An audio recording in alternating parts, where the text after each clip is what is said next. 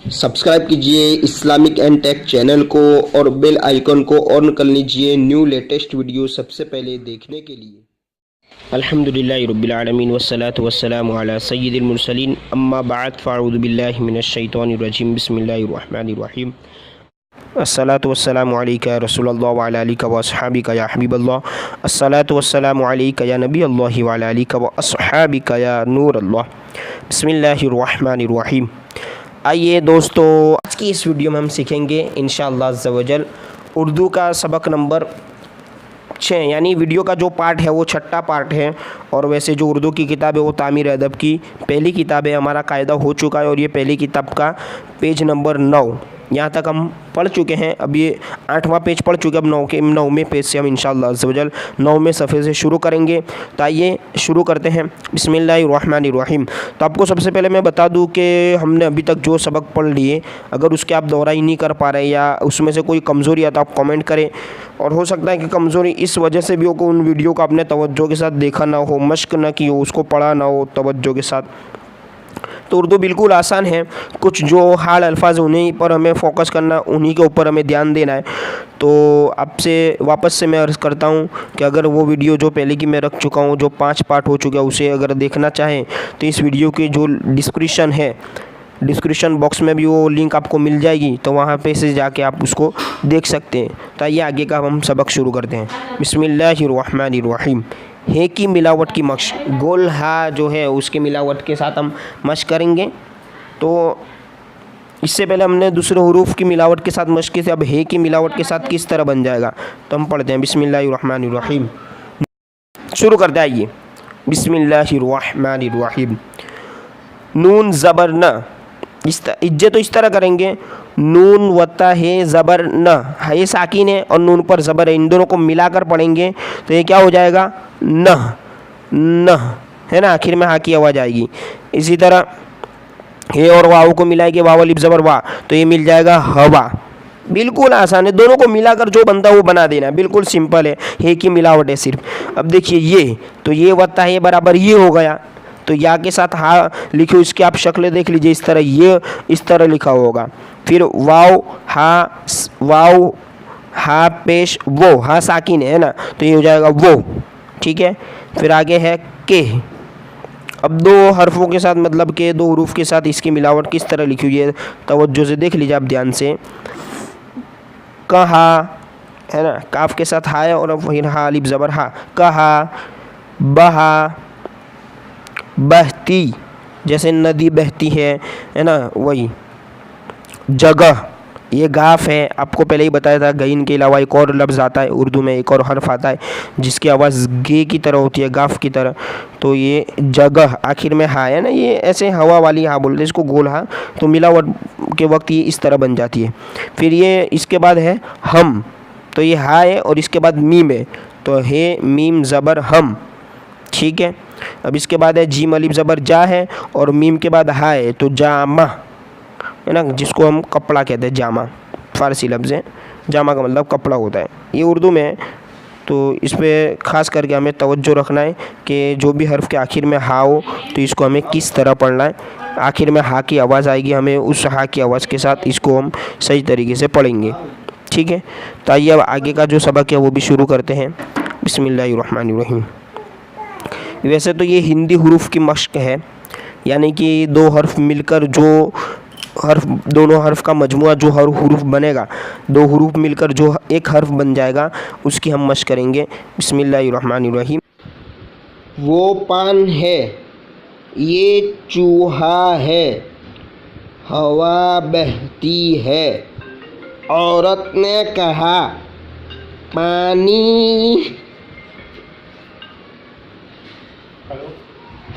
पानी न बहाओ, ये जामा है, उस जगह रह, हमसे न कह। वैसे तो ये हिंदी हुरूफ की मश्क है, यानी कि दो हर्फ मिलकर जो हर्फ, दोनों हर्फ का मजमुआ जो हर हुरूफ बनेगा, दो हुरूफ मिलकर जो एक हर्फ बन जाएगा, उसकी हम मश्क करेंगे। बिस्मिल्लाहिर्रहमानिर्रहीम। तो बे वत्ता हे बराबर भ। अब इसमें खास करके आप इंग्लिश से भी इसको याद रख सकते हैं। जैसे इंग्लिश में बी का मान लीजिए बी आ गया और हे का एच, तो बी और एच मिलकर किस तरह हम भ लिखते हैं। तो इसी तरह बे वत्ता हे दोनों मिल जाएगा, आप देख लें इनकी शक्ल भी, तो ये भ बन जाएगा, है ना। इसी तरह पे वत्ता हे बराबर फ। जैसे इंग्लिश में हम लिखते हैं ना पी, पे का पी आ गया और हे का एच आ गया, तो हम जैसे फ लिखते हैं। तो इसी तरह यहाँ पर पे और हा, यानी कि हा होगा और पे के 3 नुक्ते हो गए तो वो फ हो जाएगा। इसी तरह टे वत्ता हे बराबर ठ, जीम वत्ता हे बराबर जह, जैसे जहाज में जो ज बोलते हैं हम। इसके आगे चे वत्ता हे बराबर छ। अब आप देखेंगे कि इंग्लिश में भी सी एच जो होता है वो छ होता है। तो मान लीजिए च का सी आ गया और हे का एच आ गया तो छ, चे वत्ता हे बराबर छ। दाल वत्ता हे बराबर ध, इंग्लिश में भी हम देखते हैं ना डी और फिर एच मिलकर वो ध बन जाता है। इसी तरह दाल और हा दोनों मिल जाएंगे तो इसको हम पढ़ेंगे ध। ये अलग अल्फाज इनकी हमें ज़्यादा मशक करनी है ना, क्योंकि उर्दू पढ़ने में इसमें अक्सर लोग इसमें अटक जाते हैं। तो इन हरूफ को हमें खास करके, बहुत कम हरूफ है, 6 या 7 ही ऐसे हरूफ है जिनको हमें अच्छे से फोकस करना है जिन हरूफ के ऊपर। इस तरह आगे काफ वत्ता हे बराबर ख।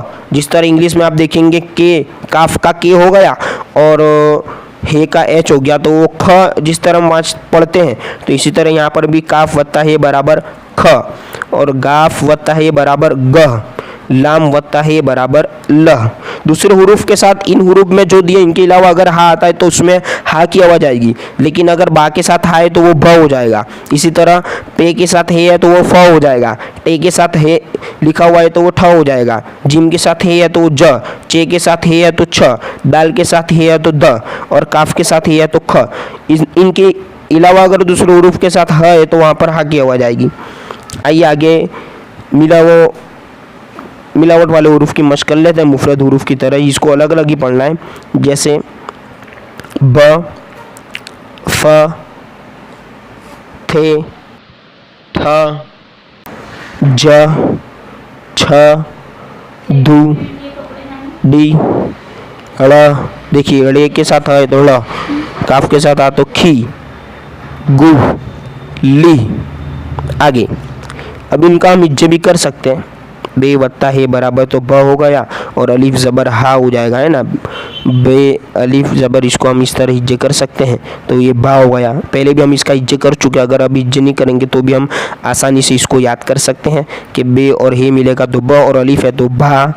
इसी तरह था, है ना। अब दाल और हा है तो ये ध में हो जाता है तो ये हो जाएगा धा, ढ़ा, बी।